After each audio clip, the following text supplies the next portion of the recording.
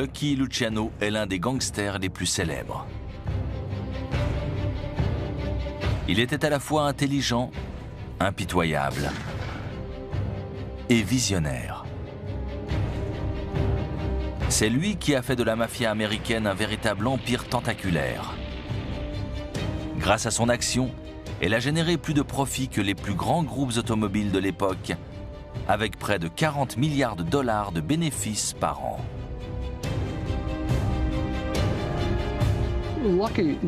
Lucky Luciano a mis à profit sa perspicacité et son intelligence pour devenir le gangster le plus puissant et le plus riche. Voici l'histoire de l'homme qui réorganisa le crime organisé. Il a suffi d'un homme pour modifier totalement la pègre américaine.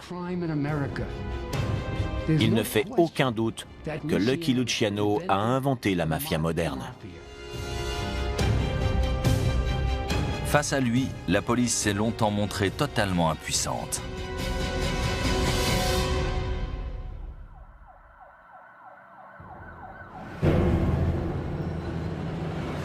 Le 10 septembre 1931, 4 tueurs à gages pénètrent dans un bureau situé au-dessus de la gare de Grand Central à New York.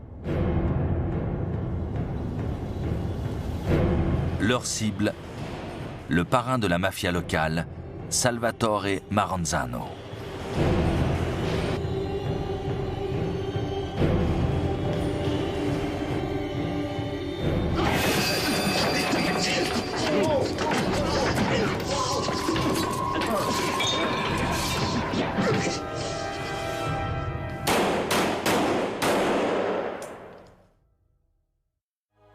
Cette exécution est l'un des éléments clés de l'ascension de l'un des plus redoutables gangsters américains, Charles Luciano, alias Lucky.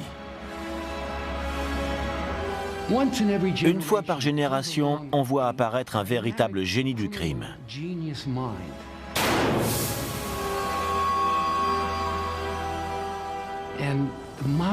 Pour la mafia américaine, Lucky Luciano était un vrai miracle.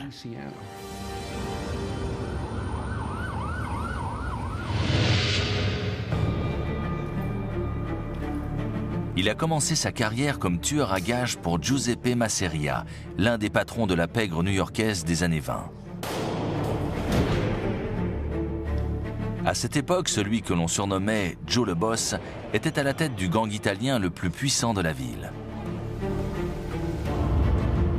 Mais en 1925, un concurrent a fait son apparition, Salvatore Maranzano, venant tout droit de Castellammare del Golfo, l'un des hauts lieux de la mafia sicilienne. Son objectif, conquérir l'empire de Joe le Boss. L'affrontement tourne rapidement à la vague d'assassinats. Les rues de New York sont baignées de sang. C'est la guerre des Castellammares. Un homme pourtant sait qu'il peut tirer profit de cette situation. Lucky Luciano a toujours été opposé au bain de sang. Il estime que les fusillades et les cadavres ne sont pas bons pour les affaires et attirent l'attention des policiers.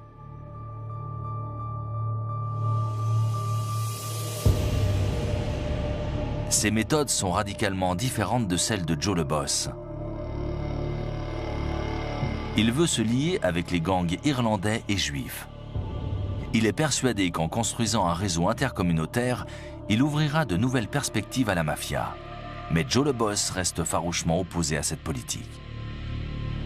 Bon nombre de mafieux parlaient à peine anglais. Ils n'en voyaient pas l'intérêt. Mais Lucky Luciano a bien compris que c'était essentiel.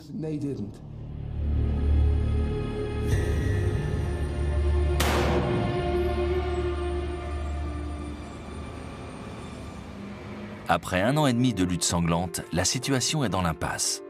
Salvatore Maranzano dit à Lucky Luciano que si son concurrent était éliminé, ses hommes abandonneraient toute représaille. Luciano saisit l'opportunité et fait une offre au capot. S'il lui offre la tête de Joe le Boss, il veut devenir l'égal de Salvatore Maranzano à la tête de la pègre new-yorkaise. Ce dernier accepte.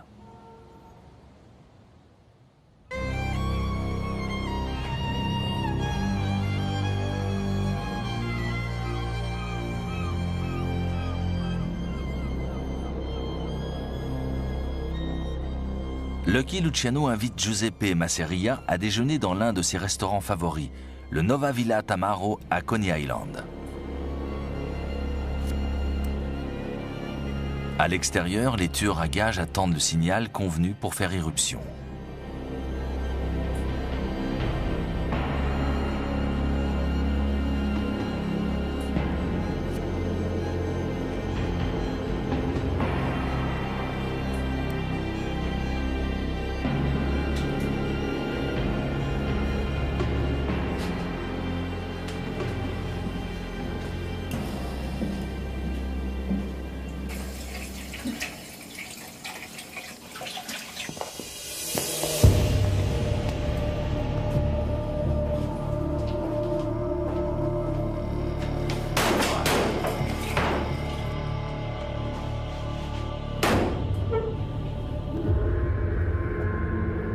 Avec la mort de Joe le Boss, Lucky Luciano signe la fin de la guerre des Castellamares.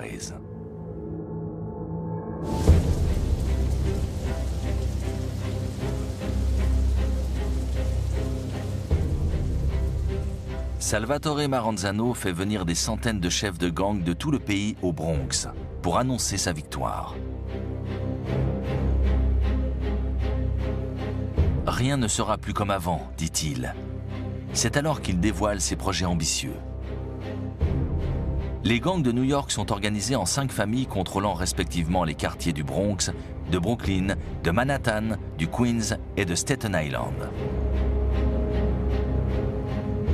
Chaque famille est dirigée par un chef et un sous-chef.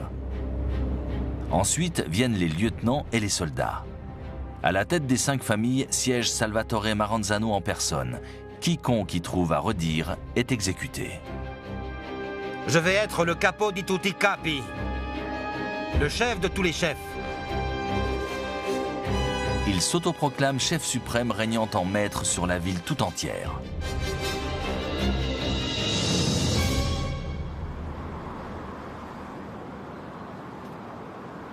Lucky Luciano n'apprécie pas ce revirement de situation. Il est bien déterminé à mener une contre-offensive retentissante.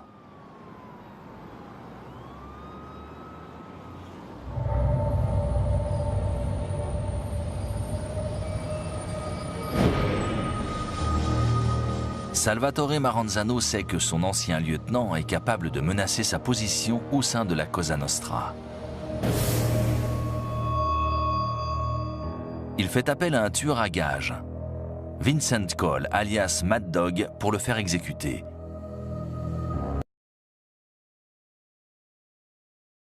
Maranzano sait qu'il est l'homme idéal pour cette mission. Mais Lucky Luciano a vent de ce projet d'assassinat. Il sait que Maranzano devrait le convoquer à une réunion dans son bureau et que Mad Dog l'y attendrait.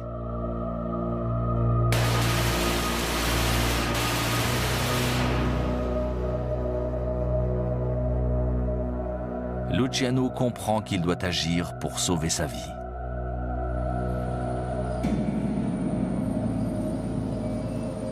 La seule solution, tuer Salvatore Maranzano. Mais comment faire? Il est en permanence entouré de gardes du corps et se déplace en voiture blindée. Il sait que le capot reçoit régulièrement la visite d'experts comptables. Il tient peut-être là sa seule porte d'entrée. Il décide de faire passer une équipe de tueurs à gages pour des comptables et de profiter d'une réunion pour le faire assassiner. Il va jusqu'à confier la mission à des Juifs, sachant que Maranzano les détestait.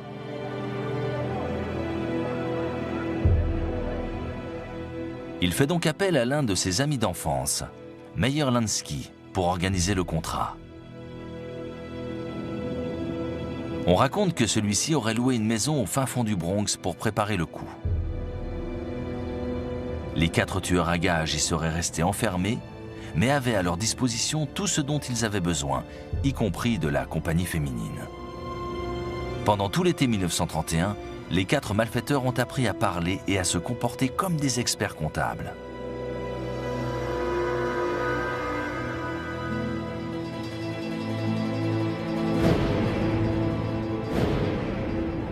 En septembre, le grand moment arrive. Salvatore Maranzano demande à Lucky Luciano de venir le rejoindre très rapidement.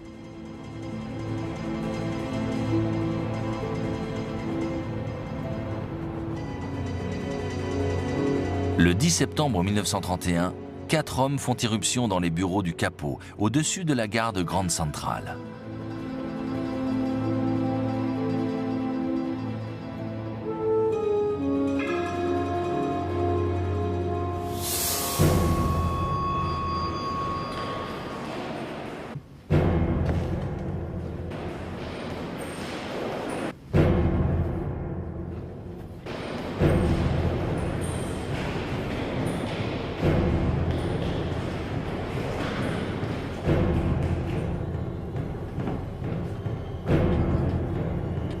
Tous les 4 travaillent en silence.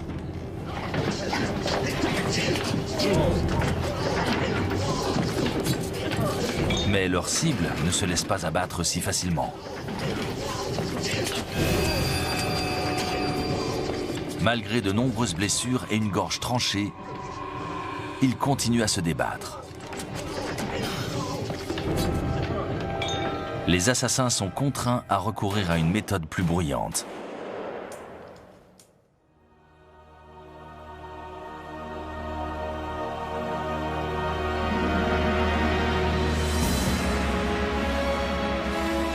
Lucky Luciano sait qu'il a désormais le champ libre. Il va pouvoir réaliser son objectif, celui de réorganiser le crime organisé à travers tous les États-Unis.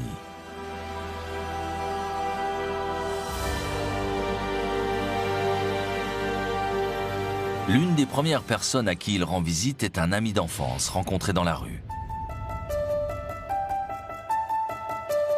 Alors qu'il était adolescent, il offrait sa protection aux écoliers juifs pris pour cible par les gangs irlandais. Un jour, il fait cette offre à un petit garçon sortant de l'école. Si tu veux rester en vie, le juif, paie-moi 5 cents par jour et je te protégerai. L'écolier le regarde droit dans les yeux et décline l'offre de façon très imagée. C'était Meyer Lansky, un jeune immigré polonais, celui à qui Luciano a confié la préparation de l'exécution de Maranzano. Ils se sont connus très tôt alors qu'ils étaient à peine ados et ils multipliaient déjà les délits. Quelques années plus tard, ils ont fondé ensemble un empire. Meyer Lansky devient le bras droit de Lucky Luciano. C'était un homme féroce, mais aussi brillant, et chose rare chez les gangsters, fiable et fidèle. La relation entre Lucky Luciano et Meyer Lansky est l'une des plus importantes de tout le crime organisé américain. L'un de ses principaux atouts était de pouvoir réaliser des calculs complexes de tête sans laisser aucune trace écrite.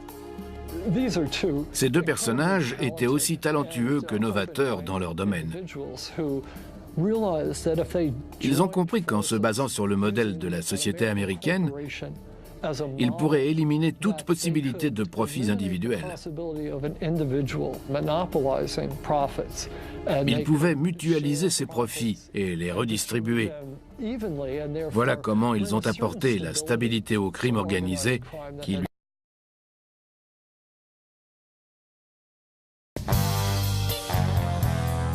Lucky Luciano pouvait également compter sur un autre membre de la Yiddish Connection, Arnold Rothstein. À la fois homme d'affaires avisé et redoutable criminel, il était surnommé entre autres The Brain, le cerveau.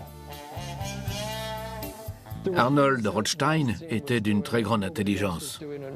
Lucky Luciano a tout de suite vu son potentiel. Il était capable de mettre sur pied des escroqueries très audacieuses. C'est lui qui a réussi à truquer le championnat du monde de baseball de 1919. Il a corrompu un certain nombre de joueurs pour arranger les matchs du championnat et il ne lui restait plus qu'à parier sur les résultats qu'il connaissait déjà. Arnold Rothstein a montré à Lucky Luciano comment faire beaucoup d'argent et comment viser plus haut que le simple racket des commerçants. Mais Luciano ignore encore que son organisation va très vite prendre de l'ampleur. En 1919, le gouvernement américain prend une décision insensée. L'alcool, soupçonné de nuire à la moralité de la nation, est interdit. C'est la prohibition. Mais les Américains sont prêts à tout pour boire. C'est une manne pour le crime organisé, surtout dans les grandes villes comme New York. La prohibition a été une vraie mine d'or. Elle a permis à certains mafieux, comme Lucky Luciano, de devenir de véritables hommes d'affaires. Ils se sont retrouvés à la tête d'organisations fabriquant et distribuant de l'alcool à grande échelle. C'était comme gérer une entreprise légale. Il ne s'agissait pas simplement de revendre une bouteille à la sauvette. En étant suffisamment organisé, le volume des transactions pourrait rapporter des millions. Beaucoup de gangsters sont alors passés du statut de petite frappe à celui de mafieux redoutés. Tout ça en un claquement de doigts. Luciano, Wronski et Rothstein apprennent très vite et commencent à amasser beaucoup d'argent.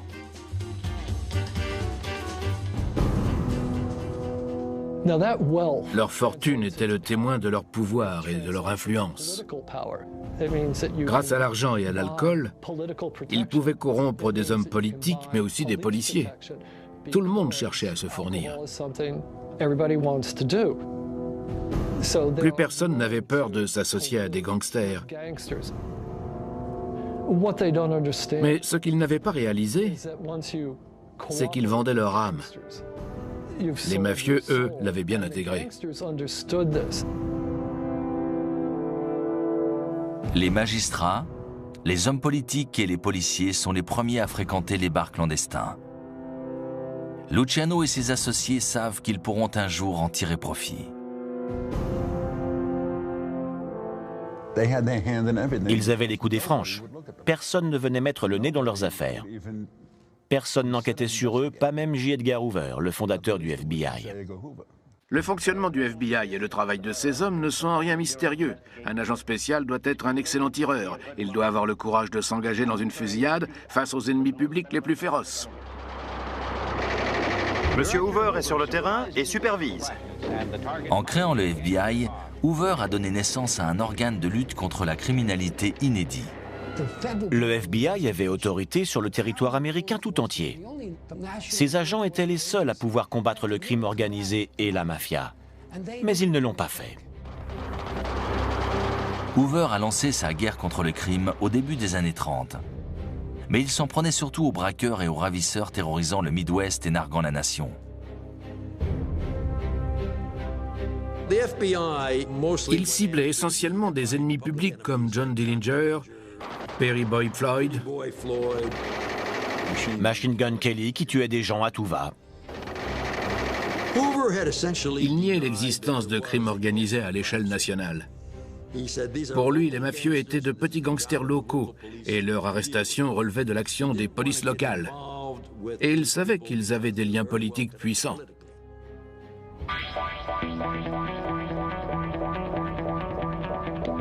Sachant que personne ne lui mettrait de bâton dans les roues, Lucky Luciano a de plus en plus développé l'emprise de la mafia. Il avait acquis la certitude que la prohibition allait être levée dès la fin des années 20.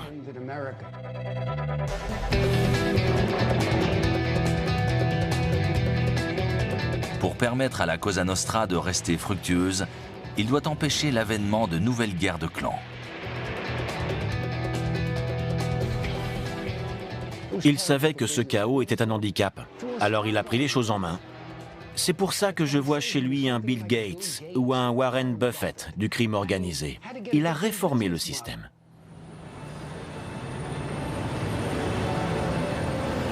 À la fin de l'année 1931, il convoque les parrains des 20 mafias les plus puissantes d'Amérique du Nord, parmi lesquelles Al Capone, dans une réunion se tenant à Chicago.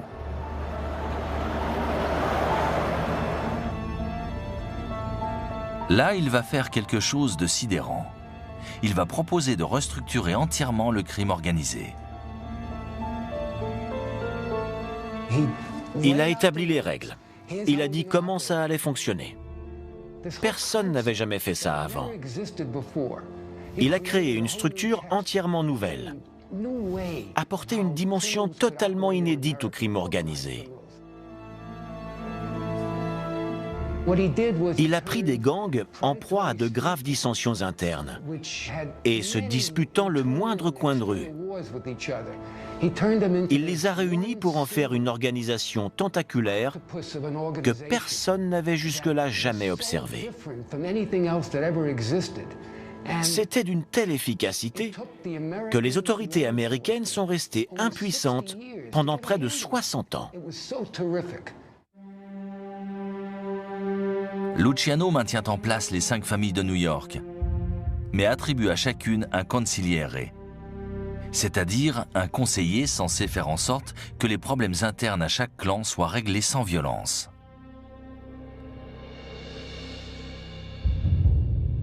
Puis Luciano dévoile son idée la plus frappante, encore jamais vue au sein de la mafia américaine et même sicilienne.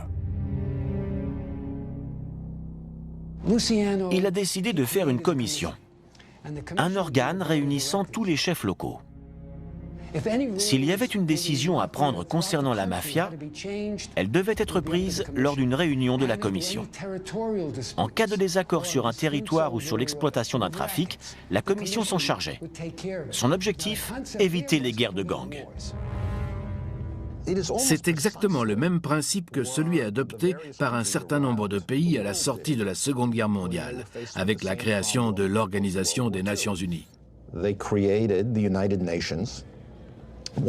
On aurait très bien pu prendre la charte de l'ONU et changer le sigle par Organisation des Mafias Unies ou Organisation internationale de la Cosa Nostra. La teneur de ces deux entités se ressemblait énormément.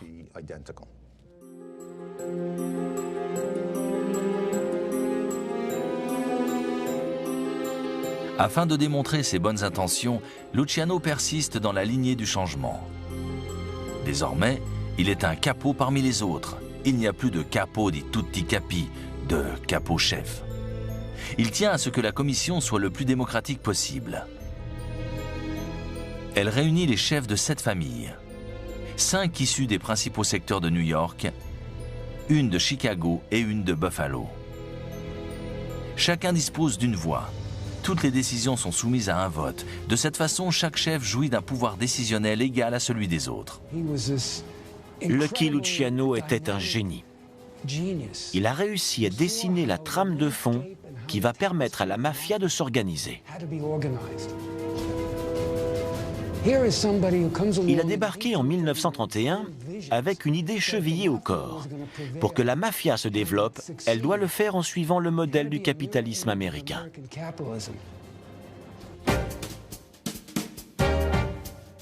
Il a fallu poser pierre par pierre la structure de l'édifice. Il aura fallu pour cela près de 50 ans. Cette période, c'est l'âge d'or de la pègre américaine.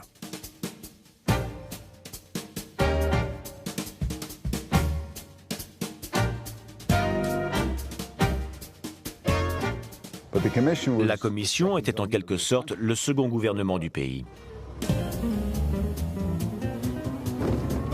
Elle contrôlait la quasi-totalité des sites industriels. Elle avait la main mise sur le monde de la restauration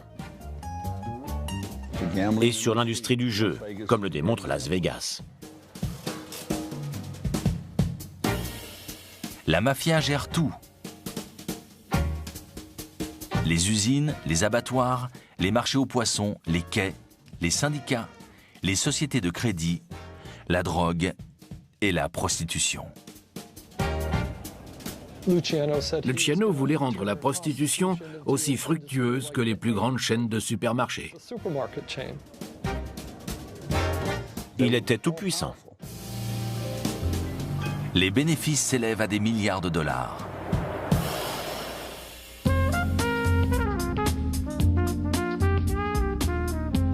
Et tout ce qui était bon pour la mafia l'était pour Luciano. Compte tenu des standards de l'époque, il n'était plus multimillionnaire, mais milliardaire.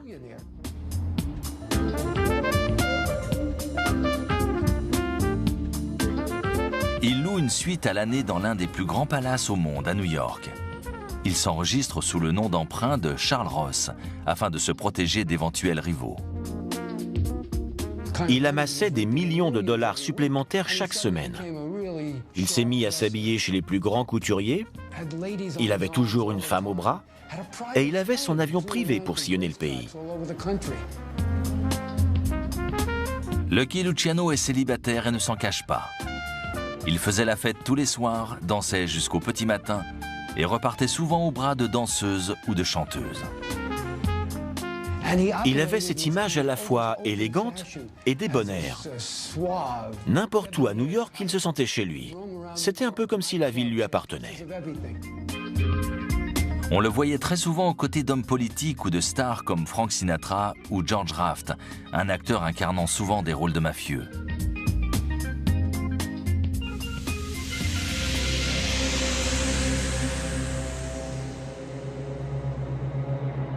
Mais ce train de vie ne passait pas inaperçu. Les agents du FBI ont commencé à s'intéresser à ce magnat de la pègre, mais ils n'avaient que très peu d'éléments sur lui. Un témoin l'a décrit comme le plus grand racketteur italien, celui qui a fait fortune avec l'alcool. Un autre déclare « Charles Luciano est le roi de la face cachée de New York ». Le mafieux faisait alors l'objet d'une enquête pour trafic de drogue entre l'Europe et les États-Unis.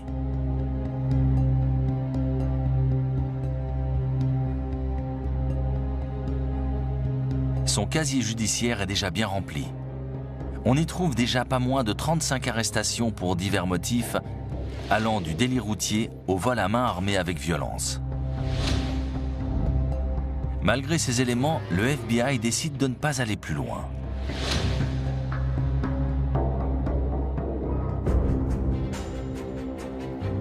Un homme pourtant est décidé à faire tomber Luciano. Son nom, Thomas E. Dewey. Nous avons commencé à débarrasser les rues de New York de ces gangsters.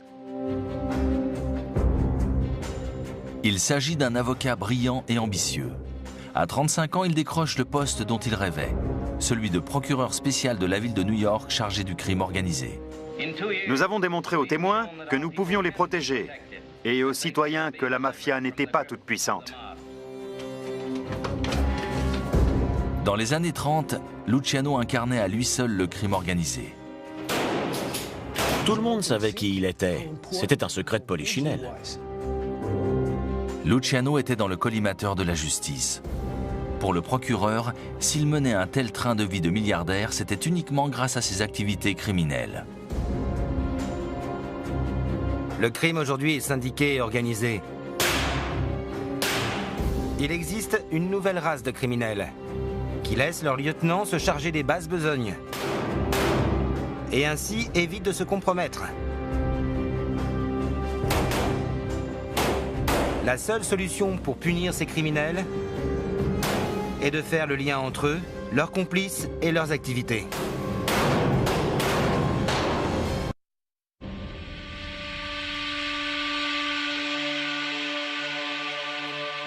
Mais Thomas Dewey a toutes les peines du monde à rassembler des éléments.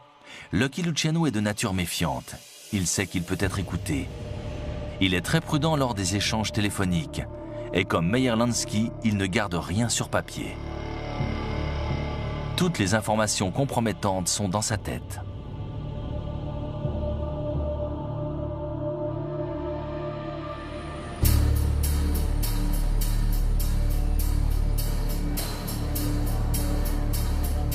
Jusqu'au jour où, contre toute attente, le procureur peut enfin lier Lucky Luciano à une enquête en cours.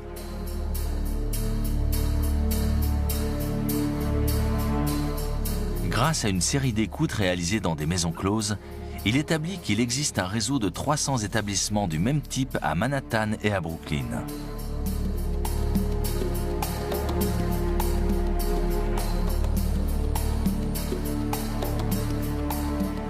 Les Les enquêteurs découvrent que l'homme chargé de superviser ce réseau est David Bettillo, un proche de Lucky Luciano.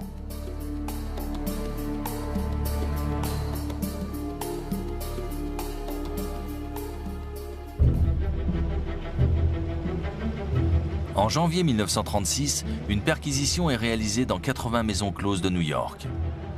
Plus d'une centaine de prostituées et de tenancières sont arrêtées.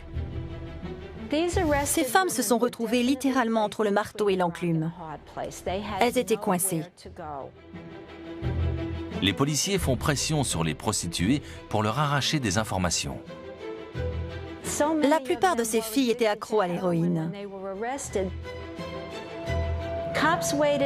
Les enquêteurs savaient qu'en les laissant mariner 3 ou 4 jours en cellule, elles finiraient par être en manque et accepteraient de témoigner contre la mafia, quoi qu'il en coûte. Les enquêteurs ont réussi à arracher des témoignages à 3 ou 4 prostituées. Elles ont déclaré avoir vu Lucky Luciano à des réunions discuter du pourcentage sur les recettes que l'établissement devait reverser à la mafia.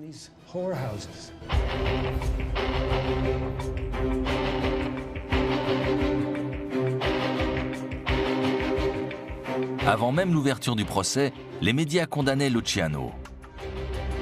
Le Daily News de New York le qualifiait de tsar du plus vieux métier du monde.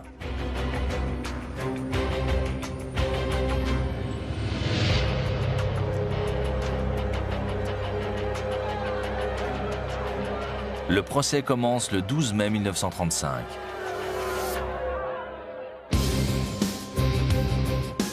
Dès le début, le procureur n'y va pas de main morte. Luciano va nous démontrer qu'il n'a ni placé ses prostituées dans ses établissements, ni touché d'argent. Mais c'est bien lui qui, depuis un palace new-yorkais, règne sur ses affaires. Nous allons prouver qu'il en était à la tête et que les autres intervenants étaient à son service.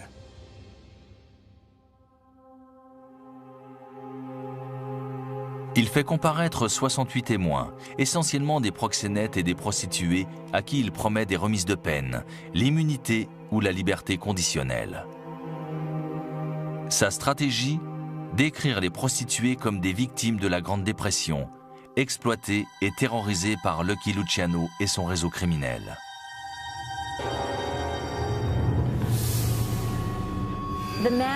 L'une des témoins a déclaré avoir été frappée à la tête à coups de barre de fer. Elle dit qu'il y avait du sang dans toute la pièce et que les hommes qui l'avaient agressée se tenaient devant elle sur le banc des accusés. L'un des témoins clés est une mère maquerelle notoire, Cokie Flo. Cokie Flo a donné le même type de témoignage que toutes les autres femmes citées à comparaître. Il était basé sur des oui-dire. Elle aurait entendu dire que Luciano allait organiser les maisons closes comme des supermarchés.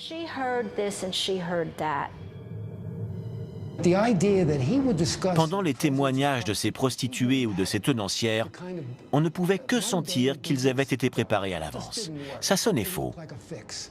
Les témoins exagéraient manifestement certains faits, ou alors ils en inventaient.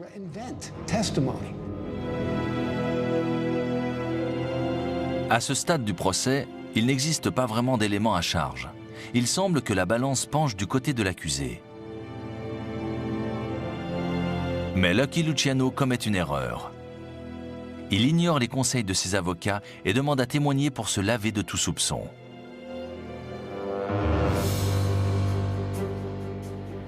Face à Lucky Luciano qui témoignait sous serment devant la cour, Thomas Dewey s'est montré particulièrement brillant. Il a réussi à le faire se montrer sous son côté obscur. Il a montré que sous le vernis se cachait un individu faisant froid dans le dos. Pendant 4 heures, le procureur l'assomme de questions à propos de son train de vie, de ses antécédents judiciaires, de ses impôts, de ses relations, et démonte une à une ses réponses mensongères. L'interrogatoire du procureur a été terrible. Vous êtes sous serment. Vous devez dire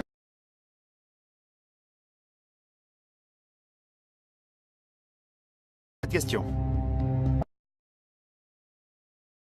Mais là, c'est le cas. La charge du procureur fait vaciller Lucky Luciano, qui commence à douter. Thomas Dewey a démontré qu'il était loin d'être un honnête homme d'affaires. Vous n'avez jamais payé le moindre centime d'impôt, n'est-ce pas? C'est vrai. C'est sans doute parce que l'État ne considère pas les revenus issus du grand banditisme comme assujettis à l'impôt. Je ne sais pas. Le procureur va même donner une information très embarrassante pour l'accusé. Quand il était plus jeune, il avait joué le rôle d'informateur pour la brigade des stupéfiants. Sa réputation commençait à sérieusement s'obscurcir. Lui qui était si sûr de lui, il se retrouve alors en très mauvaise posture. Thomas Dewey conclut son réquisitoire en s'adressant au juré. Vous avez assisté à un chapelet de parjure nauséabond. Je suis certain que vous ne doutez pas que vous avez face à vous non pas un joueur ou un vulgaire bookmaker, mais le pire gangster de toute l'Amérique. Le procureur s'est bel et bien mis le jury dans la poche.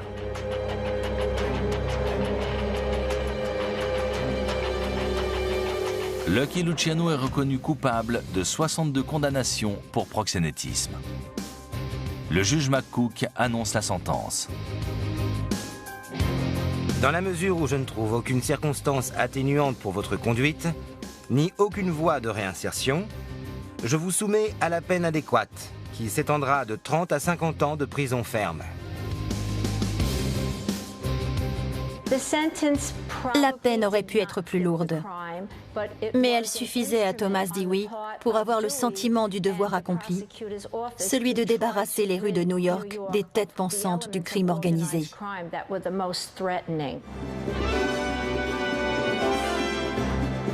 Thomas Dewey devient un héros. Il est à l'aube d'une grande carrière. Il deviendra gouverneur de l'État de New York en 1942 et sera 2 fois candidat à la présidence. Avec la rupture de l'alliance entre hommes politiques et mafieux, le racket va prendre fin.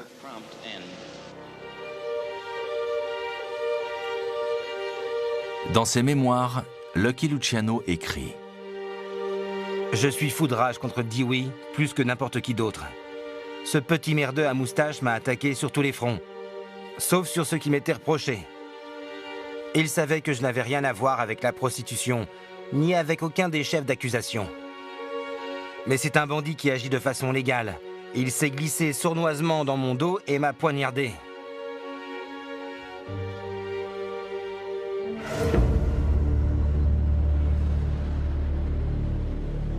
Le mafieux tente de contre-attaquer. Il fait appel. Il ordonne que les prostituées ayant témoigné contre lui soient prises en main pour qu'elles déclarent avoir fait de faux témoignages. Les mafieux sont allés les voir une à une et leur ont donné des doses d'héroïne pour les rendre à nouveau accros. Ensuite, ils les ont conduits chez des huissiers en Californie. Elles ont rempli une déclaration dans laquelle elles indiquent avoir menti lors de leur déposition devant le tribunal de New York. Malgré tous ses efforts, Lucky Luciano échoue.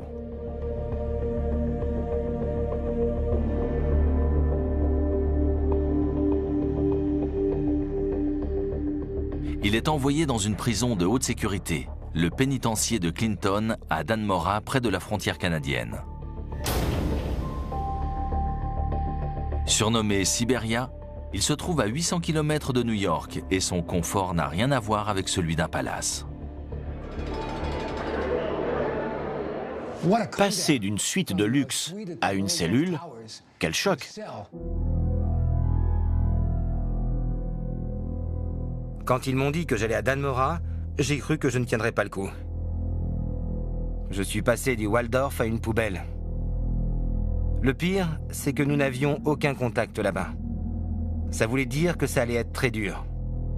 Dès que j'ai appris que j'allais dans ce pénitencier, j'ai dit que j'étais prêt à verser une caution d'1 million de dollars. Mais il me tenait et il n'allait pas me lâcher. Pour autant, Lucky Luciano était loin d'être fini. Il va pouvoir démontrer sa clairvoyance lorsqu'il a établi la commission.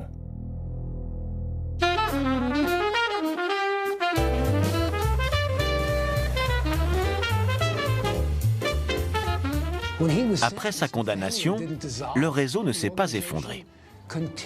Il a continué à fonctionner. Et c'est là que l'on ne peut qu'admettre le génie de Luciano. Car même si la mafia venait de perdre l'un de ses plus hauts dirigeants, le système continuait à fonctionner.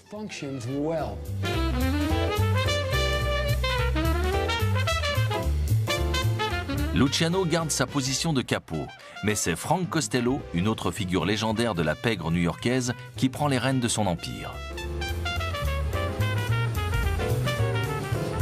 Il continue à engranger des millions de dollars et à accroître la fortune de son organisation pendant que Luciano prépare son prochain coup. Il n'aura pas à attendre longtemps.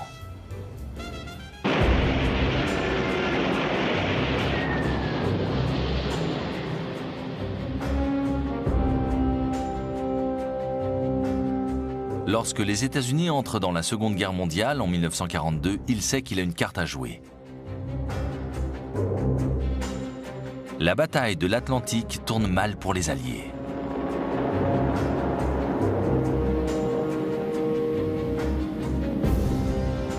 Et le gouvernement américain comprend que les ports de la côte Est sont menacés. La côte Est devenait hautement stratégique.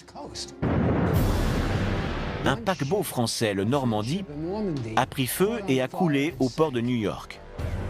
Le feu a ravagé le paquebot. Tandis que les pompiers se battaient pour sauver les membres d'équipage, le bateau a coulé. Apparemment, c'était un incendie accidentel. Mais l'US Navy et plusieurs officiels fédéraux se sont demandé si ce n'était pas un sabotage.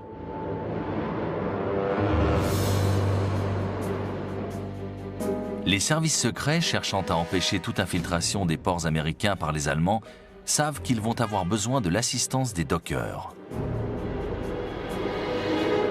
Mais pour cela, ils doivent passer par les syndicats, qui sont placés sous le contrôle de la mafia.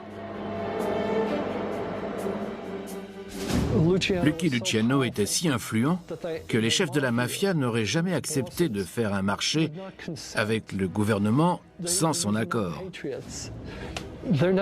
Ils n'allaient pas se mettre au garde-à-vous. Ils devaient avoir l'autorisation de leur chef suprême. Et ce n'est pas le président des États-Unis, c'est Lucky Luciano, un homme enfermé en prison.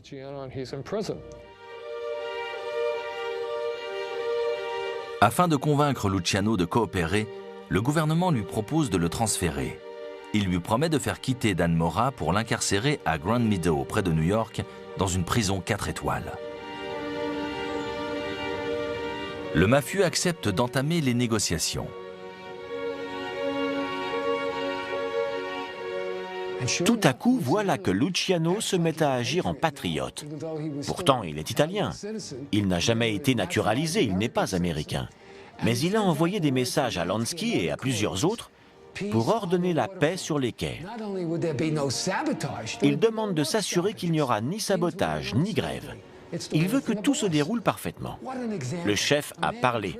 Si Lucky Luciano, un homme emprisonné, isolé loin de son territoire, veut faire la preuve de son influence, je crois que celle-ci est irréfutable. Lucky Luciano va jusqu'à demander une grâce. Il a aidé le gouvernement américain et attend un peu plus en retour. Devinez qui était le gouverneur de New York à l'époque. Thomas Dewey en personne. Ironie de l'histoire, c'est le procureur qui a fait tomber Luciano et l'a jeté en prison qui lui accorde cette grâce en 1946. À la seule condition qu'il quitte le territoire américain, dont il sera banni à jamais et retourne en Italie.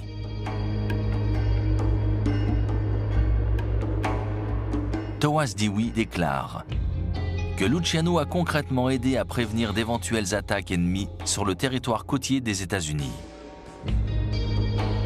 Sa collaboration s'est avérée précieuse, même si nous ne savons quel était le degré de menace réelle sur nos ports.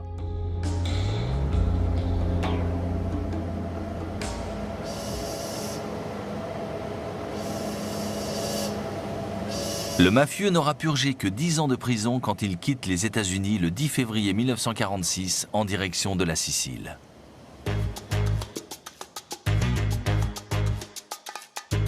Mais quelques mois plus tard, il se rend à la Havane et reprend les affaires.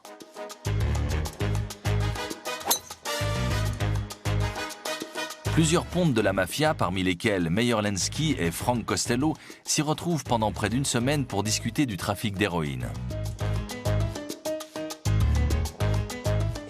Il était impliqué dans de nombreuses affaires de stupéfiants. À l'époque, l'Italie était une plaque tournante pour le trafic de drogue d'importance mondiale. Et l'héroïne représentait une véritable manne pour la mafia.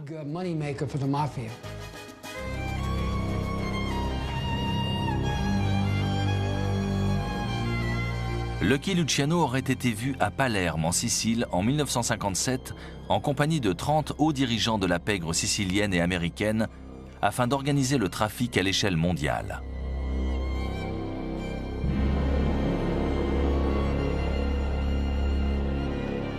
Cinq ans plus tard, en 1962, il est recherché dans le cadre d'une enquête sur un trafic d'héroïne à destination des États-Unis portant sur plus de 150 millions de dollars.